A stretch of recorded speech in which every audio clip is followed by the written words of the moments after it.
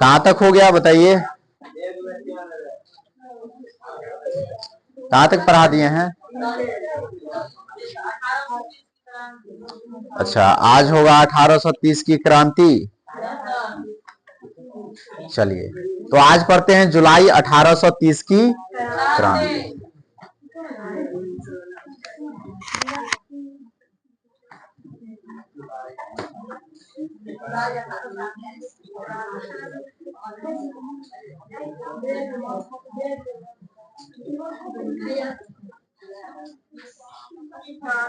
जुलाई 1830 की क्रांति। अब सभी आदमी इस क्रांति को अच्छे ढंग से समझिएगा, ठीक है? चलिए देखिए, चार्ल्स दसवां एक निरंकुश एवं प्रतिक्रियावादी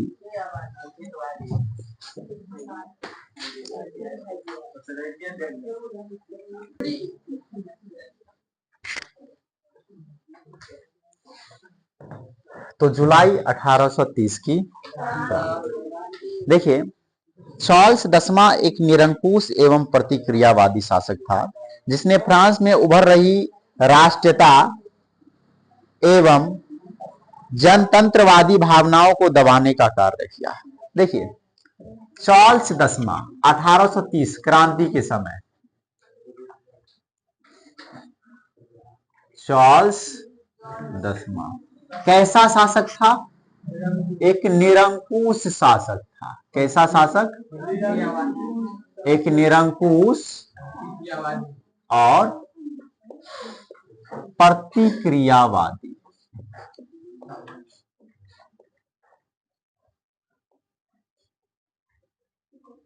ठीक, ये चार्ल्स दसवां जो था ना, अब सुनिए 1830 की क्रांति क्यों हुई, ठीक है?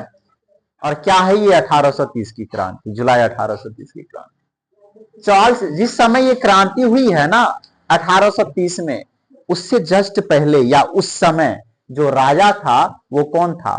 चार्ल्स दसवां। कौन राजा था? और ये चार्ल्स दसवां कैसा राजा था? निरंकुश था। निरंकुश कहने का मतलब हुआ जिस पर किसी का अंकुश ना हो, मतलब जिस पर किसी का नियंत्रण ना हो, उसे ही निरंकुश कहा जाता है। मतलब आपके घर में भी ऐसा कोई होगा प्राणी, आपके घर में, आपके घर का कोई ऐसा सदस्य जिस पर किसी का नियंत्रण नहीं है। हो सकता है आपका भाई हो या आप खुद हो, ठीक है, जिस पर किसी का नियंत्रण नहीं है, ना मम्मी का नियंत्रण, ना पापा का नियंत्रण, ना बड़े भाई का नियंत्रण, किसी का नियंत्रण नहीं। बात समझे ना?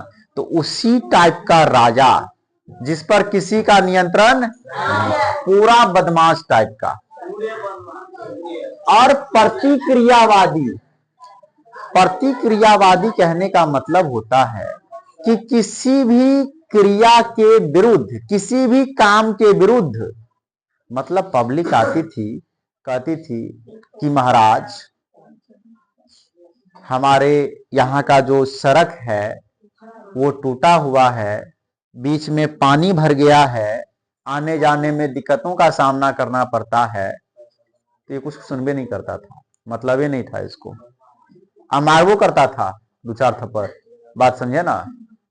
मतलब इसका जो मन होगा वो करेगा, इस पर किसी का नियंत्रण। सुनिए ध्यान से। और इसी बीच देखिए, तो राजा तो बड़ा खतरनाक चार्ल्स दसवां, बड़ा ही निरंकुश और प्रतिक्रियावादी, बड़ा ही निरंकुश और प्रतिक्रियावादी। लेकिन इसी बीच फ्रांस में राष्ट्रता की भावना धीरे धीरे भड़क रही थी। राष्ट्रता की भावना धीरे धीरे, राष्ट्रता की भावना मतलब अपने राष्ट्र के प्रति लोगों में जो भावना थी कि हम अपने राष्ट्र को अच्छा बनाएंगे जिसमें सभी का कल्याण हो, गरीब दुखी सबका कल्याण हो, ये निरंकुश राजतंत्र सब नहीं चलेगा, इसके विरुद्ध जो भावना थी ना वो धीरे धीरे भड़क रही थी। और ये राजा उसको दबाने का कार्य कर रहा था कि ऐसी भावना लोगों के मन में जन्म ले लेगा तो हम राजा कैसे बनेंगे, या हम भविष्य में राजा नहीं रह पाएंगे। दबाने का कार्य कर रहा था कि हो हल्ला नहीं करो, हो हल्ला करोगे तो मार खाओगे। बात समझे ना। देखिए, उसने अपने शासनकाल में संवैधानिक लोकतंत्र की राह में कई गतिरोध उत्पन्न किए। वो हर संभव प्रयास किए कि लोकतंत्र का विकास ना हो, क्योंकि राजा किस तंत्र का? राजतंत्र का। राजतंत्र में ही तो राजा होता है। तो उनका हर संभव प्रयास था कि लोकतंत्र का विकास यहां ना हो, क्योंकि लोकतंत्र का विकास होगा तो लोग जिसे चुनेंगे राजा तो वो बनेगा। हम तो राजतंत्र के अंतर्गत हैं और हम निरंकुश राजा हैं, तो लोग हमें क्यों चुनेंगे? बिल्कुल भी नहीं चुनेंगे। तो इसलिए जब तक राजतंत्र है तब तक हम हैं, यदि लोकतंत्र आ गया तो लोग हमें हटा देंगे, ऐसा उसका मानना था। इसलिए वो उनका हर संभव प्रयास था कि लोकतंत्र का विकास यहां पर ना हो। उसके द्वारा प्रतिक्रियावादी पोलिगनेक को प्रधानमंत्री बनाया गया। तो ये सब सोचते हुए, ये सब बातें उसके दिमाग में चल रही थी, चार्ल्स दसवां के दिमाग में, और उन्होंने एक प्रधानमंत्री को चुना।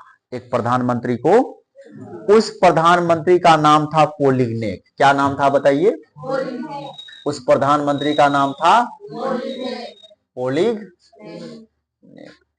तो उसने पोलिगनेक को क्या बनाया? अपना प्रधानमंत्री। क्या बनाया? प्रधानमंत्री। और ये पोलिगनेक भी प्रतिक्रियावादी था। ये तो घोर प्रतिक्रियावादी था। क्या था ये? घोर प्रतिक्रियावादी।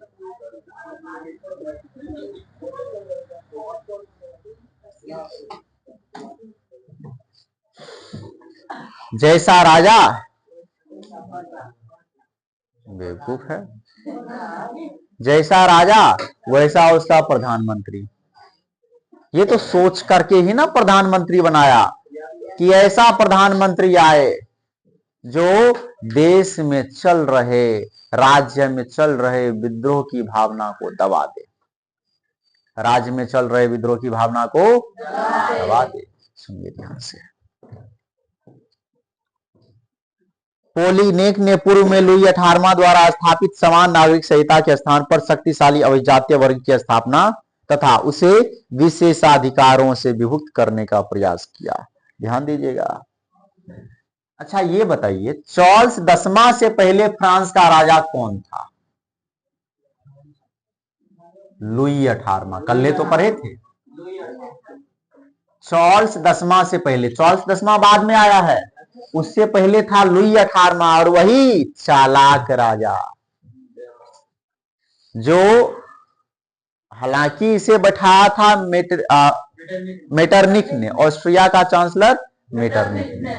ठीक है, राजतंत्र को लागू करने के लिए, पुरातन व्यवस्था को लागू करने के लिए इसे बैठाया गया था। लेकिन ये पुरातन व्यवस्था को जबरदस्ती लोगों पर नहीं थोपा, ये बीच का रास्ता निकाल के चला, समझौता करके चला। मतलब कुछ मेटरनिक का बात भी माना और कुछ प्रजा का भी बात माना, और बीच का रास्ता निकाल करके चला, और इसने ही समान नागरिक संहिता की स्थापना की।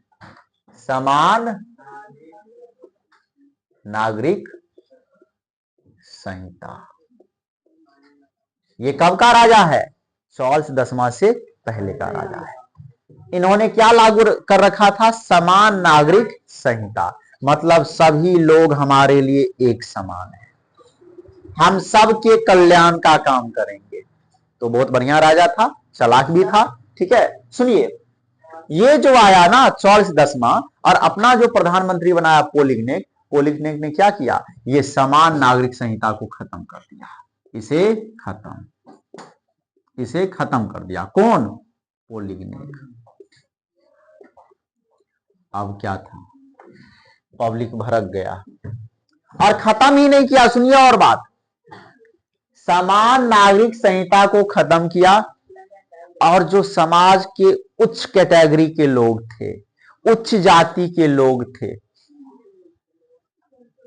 उनको काफी ज्यादा मान सम्मान दिया। उन्हें अभिजातीय वर्ग कहा जाता है। जो समाज के उच्च वर्ग के लोग होते हैं, जमींदार होते हैं, पूंजीपति वर्ग के लोग होते हैं, उनको अपने साथ रखना पसंद किया, उनको सम्मान दिया, और गरीबों को ये समान नागरिक संहिता हटा करके अपमानित किया।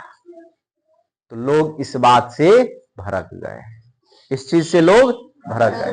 ये तो राजा के नजर में तो सब प्रजा समान ना होना चाहिए, जैसा कि लुई 18वां करके गया था, कितना बढ़िया नियम बनाया, समान नागरिक संहिता। और ये पोलिंगनेक चार्ल्स 10वां ही प्रधानमंत्री बनाया था, खत्म कर दिया, इतना अच्छा नियम को खत्म कर दिया। ठीक है, समान नागरिक संहिता को खत्म कर दिया।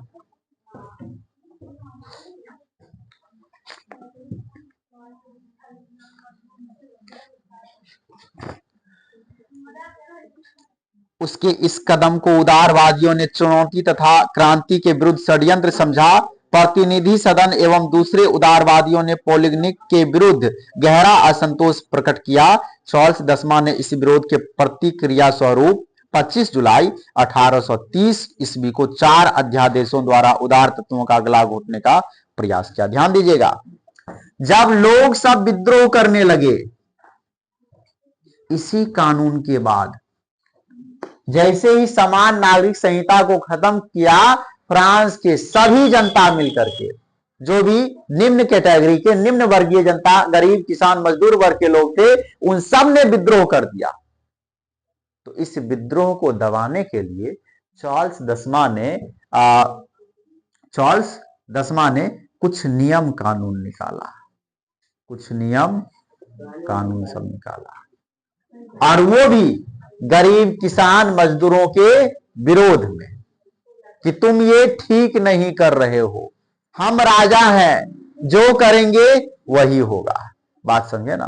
तो जो लोग विद्रोह कर रहे थे ना, उसी के विरोध में और नियम कानून ले आया, बना दिया। और ये कब हुआ है? 25 जुलाई 1830 को।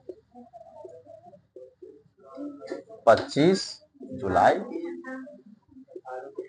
हम समझते हैं कि जिस तरह से लुई 18वां बहुत ज्यादा चालाक राजा था, समान नागरिक संहिता लाया था, जितना ज्यादा ये चालाक था ना, उतना ही ज्यादा इसके बाद आने वाला राजा चार्ल्स 10वां बेवकूफ था।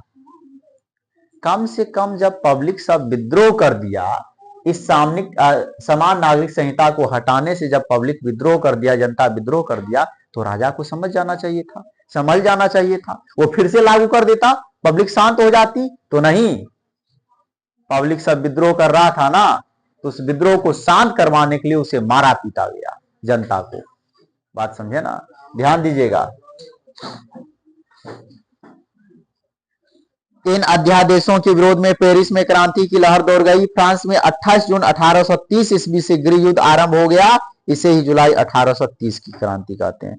28 जून 1830 से 1830 से फ्रांस में गृह युद्ध शुरू हो गया। क्या शुरू हो गया?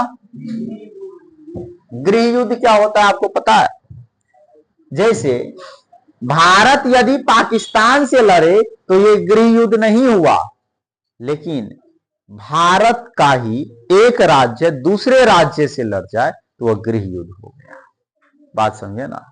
मतलब गृह का मतलब घर, और घर में ही युद्ध, वही हुआ गृह युद्ध। ठीक है, तो 28 जून 1830 से फ्रांस में क्या शुरू हो गया? गृह युद्ध शुरू हो गया।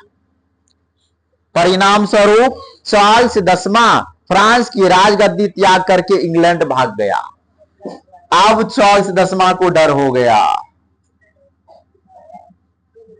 चार्ल्स 10वां को डर हो गया, और ये फ्रांस छोड़ करके कहां भाग गया बताइए? इंग्लैंड भाग गया। कहां भाग गया?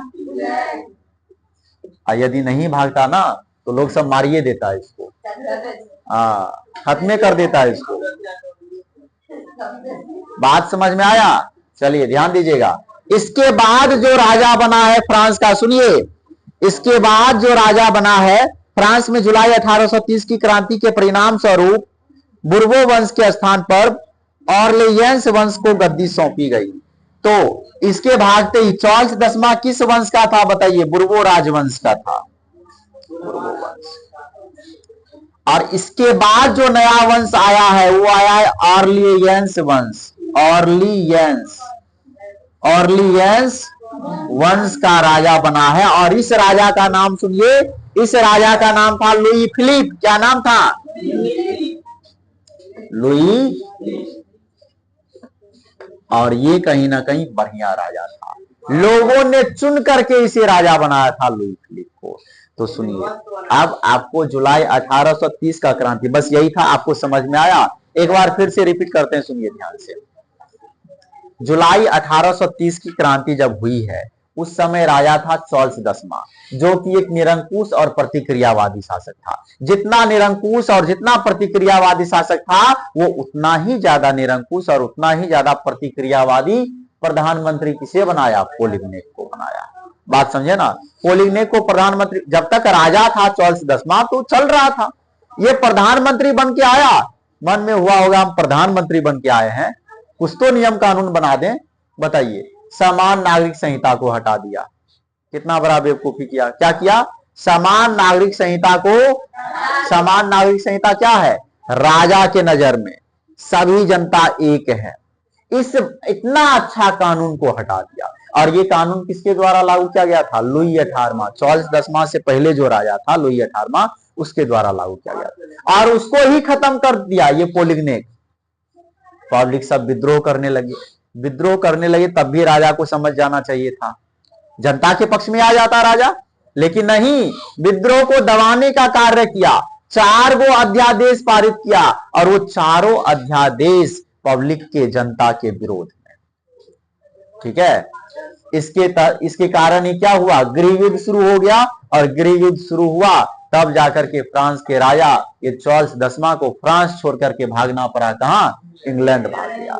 दौड़ से राते रात भाग गया होगा इंग्लैंड। बात समझे ना? राते राते इंग्लैंड भाग गया। इस तरह से बुर्बो वंश का खात्मा। अब कौन सा वंश आया? आर्लेयंस वंश आया। कौन सा वंश आया? और राजा कौन बना? लुई फिलिप, बढ़िया राजा। ठीक है, लेकिन बाद में इसका भी शासन बढ़िया नहीं होता है, लोग इसका भी विरोध कर देते हैं, और इसे पढ़ेंगे 1842 की क्रांति में। ठीक है, कल 1842 या 40 ऐसे ही कुछ होगा, 1848 की क्रांति में पढ़ेंगे। ठीक है, चलिए होमवर्क लीजिए, बताइए होमवर्क क्या? मैथ में एनसीईआरटी का फेयर, केसी सिन्हा में आपको दूसरा, तीसरा, चौथा, पांचवा, छठा सवाल, इसके साथ ही केसी सिन्हा का जहां तक इससे पहले चेक करवा लिए हैं वहां तक का फेयर। ठीक है, केसी सिन्हा का फेयर। इसके बाद बताइए भौतिकी में जितना पढ़ा दिए हैं उतना रीडिंग, हाँ रीड करके आइएगा। गुड, चलिए इसके बाद बुक से रीड करके आना है। ठीक है, चलिए इतिहास में बताइए, हाँ इसमें भी रीड, इन दोनों का नोट्स मिल जाएगा बहुत जल्दी। हाँ हाँ होगा, नोट्स मिलेगा।